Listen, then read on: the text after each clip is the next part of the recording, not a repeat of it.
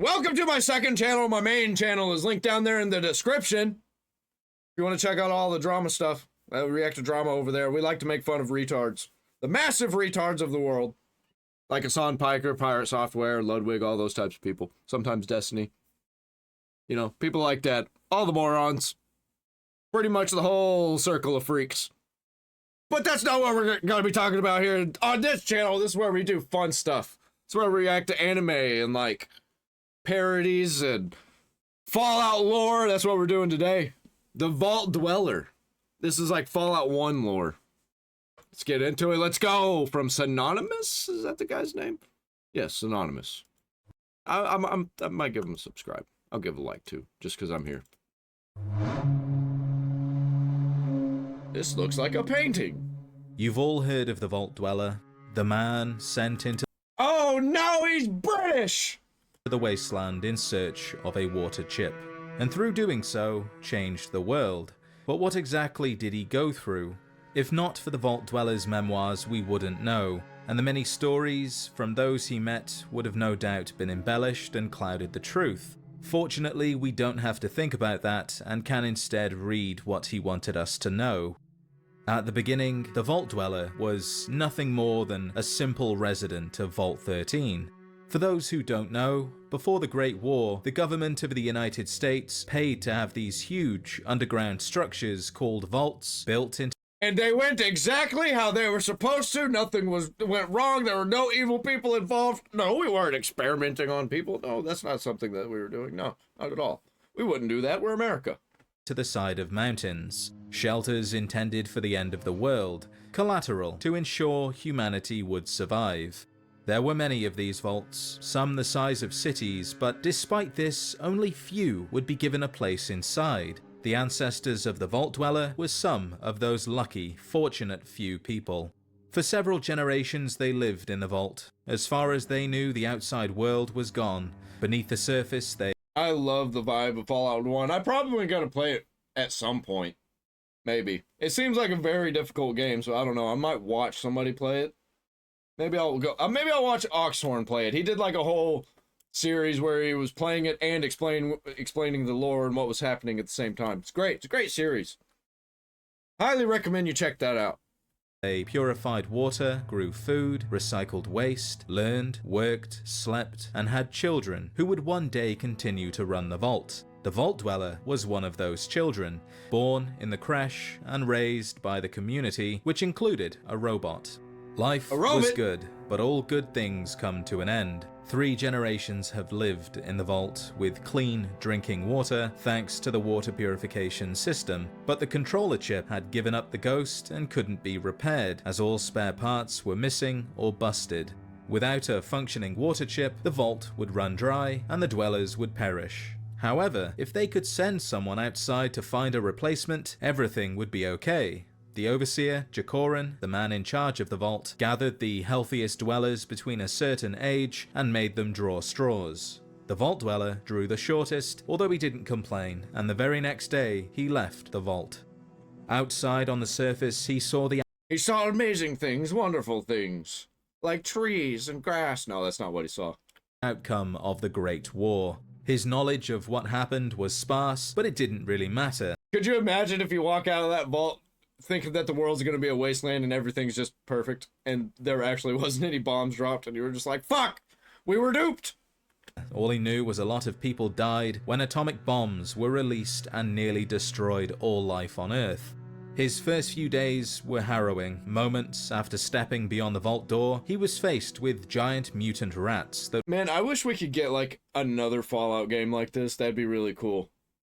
Like a Fallout 3.5 or something, where it's like not Fallout 3, but it takes place in the Fallout 3 area and it's just a whole completely different story. That'd be cool. I'd like that. I'd play that. Or like in a whole different place, you know? It doesn't have to be in the same places. Pick somewhere else. Pick a different place we never talked about. Pick Canada. I bet Canada's a fucking disaster. that wanted nothing more than to make a meal out of him. But he survived where others had not, and his only clue on where to go in search of a water chip was another vault to the east, numbered 15. He spent several Number 15. days stumbling through the desert until he came upon a Bringing back old memes. a small town called Shady Sands. They were friendly but cautious, and in return for help, they gave help, giving him his first bits of knowledge needed to survive. They also helped him to understand that survival, above all else, requires that you work together, even with those you don't trust. But he did earn the trust of two prominent citizens, Aradesh, the town leader, and Tandy, his daughter. With their knowledge, and the help of a man called Ian, a short, stocky caravan guard, he continued on to Vault 15. Is that supposed to be Mad Max? Or what was left of it. The vault had been ravaged by time and the elements. Inside, no dwellers were left alive, only creatures and a water chip buried beneath the rubble, irretrievable on all accounts. And so he moved on with Ian by his side. Moving on! After a brief and unpleasant problem with the Khans, a group of raiders, he found himself in Junktown, a place built after the Great War from the wreckage of what was left. It was here he learned the most important rule of all, that doing Man, Fallout 1 seems so cool to me. Like, Junktown totally seems like it would be a place that would exist in the nuclear apocalypse, like in a Mad Max scenario. I bet they took a lot of inspiration from Mad Max for Fallout 1 and 2. a good thing can sometimes mean being a bad person. His memories of Junktown are tainted, and he feels no remorse for his actions in that place, but it was there he came across a dog, a faithful friend, and perhaps Is that dog meat? Is that the first iteration of dog meat? the only good thing to be found in Junktown. While Junktown was a city of traders and traitors, much like Vault 15, it had no water chip, and while his own vault was living on borrowed Oh yeah, that totally was a Mad Max reference. It was dog meat. time, he wasn't desperate, as there was still time enough to recover the chip and take it home. Fortunately, the people of Junktown pointed him in the direction of the Hub, the largest city in the wasteland, larger than all previous settlements he had seen combined. But the people of the Hub had no Dude, the late 90s, early 2000s, like 3D visuals vibe, I fucking love it. life. It was a desolate place, just the same. It eased his mind, however, to hire some merchants to take purified water to Vault 13 and extend the time he had outside. Looking back, that was probably a mistake, but he was innocent of Boobies! the evils that lurked both above and below ground.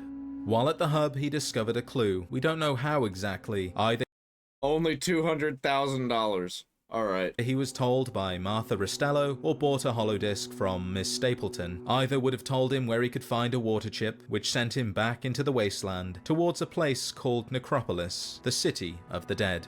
It was here he encountered Man, this is really making me want to play Fallout 1. I might have to do that on my gaming channel. Also link down there in the description.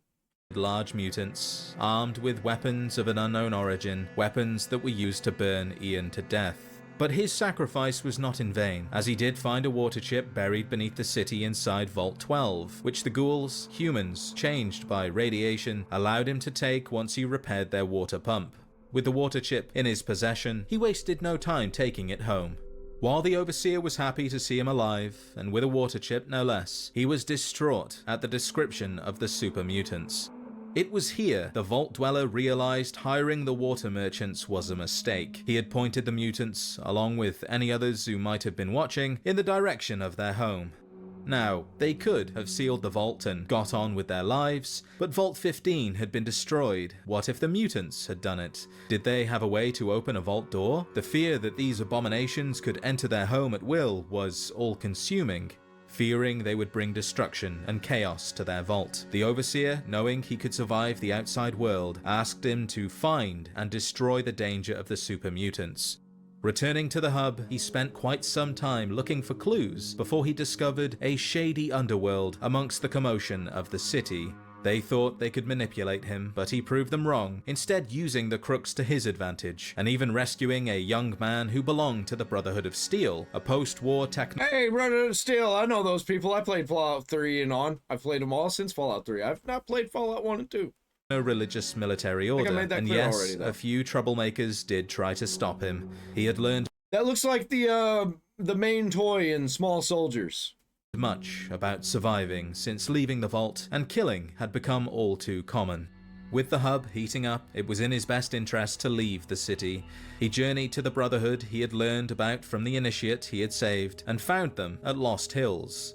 Thinking they would have the knowledge he was searching for, he tried to join their order, which they said he could, but first he needed to go on a quest to travel to a place called the Glow and retrieve something of vital importance. This The Glow. I've heard people talk about the Glow. glow truly depicted the horror of atomic war.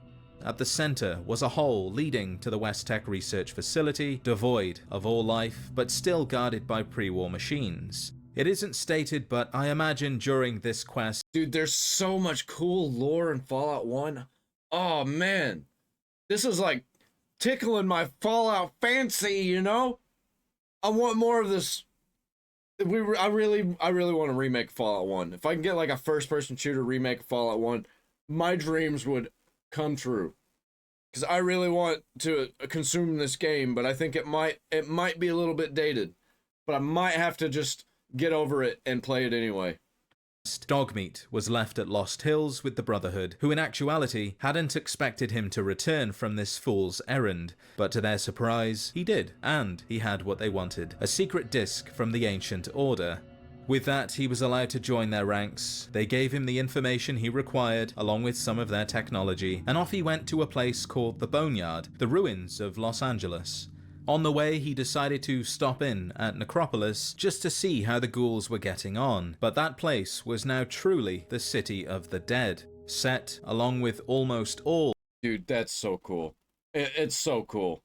of the ghouls had been slaughtered. the design. With the help of a survivor, he learned what happened to Necropolis. Shortly after he had left, with the water chip in hand, It reminds me like a Project Zomboid, but Fallout. If there was like a Fallout mod for Project Zomboid. I love Project Zomboid. And it was definitely based on games like Fallout 1 and 2. So that's obviously why it looks like it. But man, if we could get a Fallout mod for Zomboid, that would be so good. Maybe that already exists. I'm gonna have to look that up.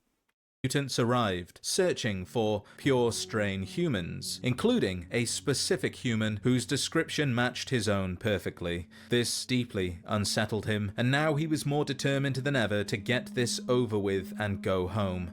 Arriving at what remained of Los Angeles, he stood in awe at the sheer size of the city. The endless ruins stretched on forever.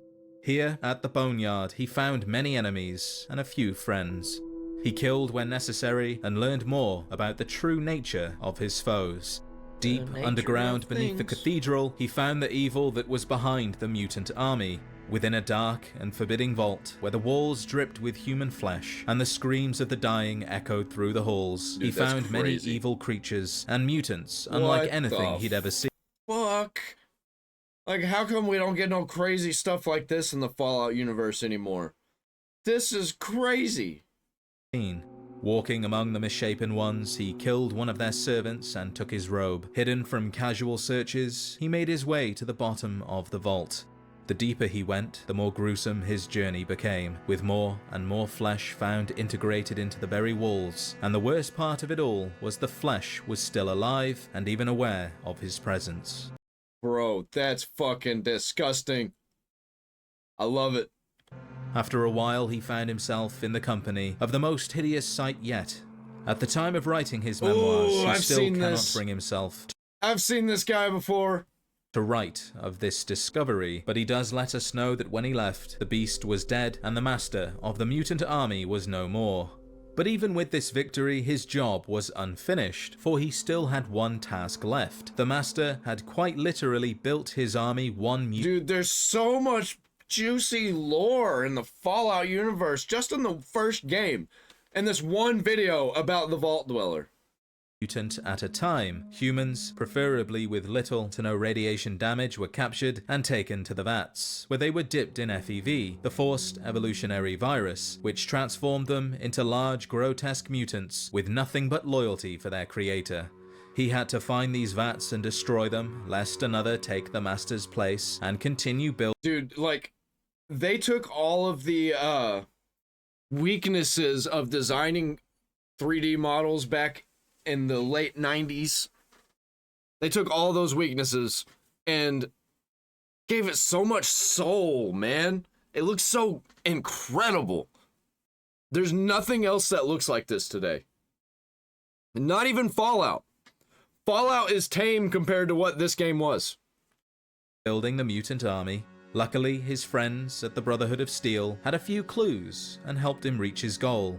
Deep in the central Californian valley was Mariposa, a military base, the birthplace of the mutants, but none could stand in his way. He had This is the birthplace of the mutant. So, like, a bunch of stuff that got its start in the Fallout universe and the Fallout lore started in this game. Not just that, like, oh, there's always been super mutants. This is where it started. had a mission and a goal, and he had a really large gun. It was here Dogmeat fell victim to a powerful energy force field, a loss he would mourn for the rest of his days. But much like Ian, Dogmeat's sacrifice was not in vain. He destroyed the vats that day, and with it the Dude, fucking rip Dogmeat, man. Actual goated character. Was just a dog. mutant army, and last he heard, the surviving mutants splintered into the desert, never posing the same level of threat they once had. Returning to Vault 13, his home, to deliver the good news, he was not given a hero's welcome, as he had expected. He wasn't even allowed in. I love how bad this looks, and it's like a great kind of bad. It's a charming kind of bad because it's old, and this was probably incredible for its time. Because if I'm looking back, remembering the late 90s, that was like PlayStation 1 era. And PlayStation 1 did not look like this, let me tell you. Inside the vault. Instead, the Overseer came out to him and told him point blank that while his service to the vault would always be remembered, he could no longer be trusted. He had become someone else, a wanderer who was all too familiar with the outside world, and his mere presence would create dissenters, other dwellers inspired to go outside and see the world for themselves. And while it was true that he had saved the vault from certain peril twice, he had to leave. The weeks that followed his exile were hard. Outside, he had only met a couple of true friends, and both of them had died helping him. Now his family had banished him to the surface, never to return. He screamed, he cried, and slowly he came to realize that the Overseer may have been right. He had changed. Life outside the vault was very different, and now he too was different. He wandered the desert, but never moved far from the mountains that shielded the vault from Damn, that's so sad, actually. the rest of the world. Perhaps he wanted to return and force his way inside, or plead for them to take him back, although it never came to that. Instead, he found a few wretched souls, a small group of vault dwellers, who upon hearing what had happened to him, decided to leave the vault and join his side. They knew little of the outside world, and would have died if not for his assistance. Together they moved north, away from the vault, away from their old lives. Slowly he taught them what experience had taught him, and they learned to thrive. Over time, their ragtag group turned into a tribe. He fell in love with one of them, a woman named Pat, and together they raised a family, as did many members of the tribe. Their numbers grew, and they founded Arroyo, a village beyond the cliff across the Great Bridge, a secure home thanks to their hard work. Initially, they sent scouts back towards the vault to help any others who thought like themselves. That slowly came to an end, and no longer did they head in that direction. He often wonders what became of Vault 13. Perhaps it's for the best, he never knew. But he did teach the others the skill. I have a feeling that we're going to come back to it. I think we're, like, let me know down there in the comments. Do they say anything about Vault 13 later on? Is there something we're missing here? Skills they would need to survive and grow strong, hunting, farming, and other skills to This whole scene, this looks fucking awesome with the face up here. It just like, it looks like some kind of crazy futuristic Dune stuff. feed them, engineering and science to build their homes, fighting and protecting what was theirs. He and his love led Arroyo and the tribe, which grew and grew strong with their help. But all good things come to an end. Their sons and daughters are now the leaders, and under their Is that a bong? This bong right here? It looks like a bong. leadership, the tribe will continue to grow stronger still.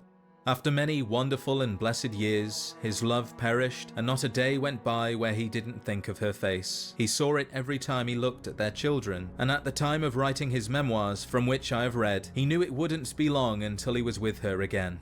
It's one of the reasons he decided to finally record his fabled journey. By recording Fabled Journey. Man, that, oh man. I should have named this channel Fable's Journey. No, I'm just kidding. I'm sticking with more Fable's Folly. his own history, he's providing them with a legacy, and to their children and to the rest of the tribe, who will always know where they came from and what their founder, the Vault Dweller, had to go through. It'd be so cool to get a game that's like Fallout 1, but after Fallout 4, where we revisit all this stuff, and this like would still be here, but rotted and broken and tattered, and people have taken it over, you know? That'd be so, or like even a whole religion based on it. That'd be so cool. I wish that they'd actually be good enough at writing to do things like that. Be sure to show your support by liking the video and subscribing if you haven't already for more Fallout content. If there's anything you would like to see in a later video, leave a comment and I'll see what I can do. I have a feeling we're going to be seeing this man in the future. The next Fallout lore that I react to will not be from this channel, but definitely check this guy out. I got him linked down there in the description. Go subscribe. And also, most importantly, like and subscribe to me and hit the notification bell for all the dings.